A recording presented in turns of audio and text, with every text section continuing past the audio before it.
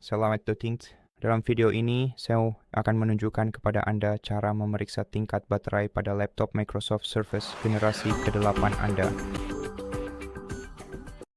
Untuk memeriksa tingkat baterai pada laptop Anda harus membuka pusat kendali dengan mengeklik ketiga ikon ini di bilah tugas Anda, dan kemudian di sini Anda akan dapat melihat tingkat baterai saat ini dalam persentase. Jika Anda mengeklik ikon ini, Anda tidak hanya bisa melihat persentase baterai Anda saat ini, tetapi terkadang Anda juga akan melihat informasi mengenai berapa lama waktu yang dibutuhkan agar baterai laptop Anda terisi penuh atau habis, tergantung apakah kabel pengisi daya terhubung atau tidak.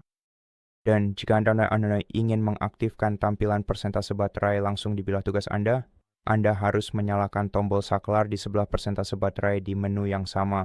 Dan sekarang Anda bisa memeriksa tingkat baterai Anda tepat di sini di taskbar. Dan itu saja. Terima kasih sudah nonton. Kalau video ini membantu, jangan lupa subscribe, like, dan komen ya. Sampai jumpa di video selanjutnya.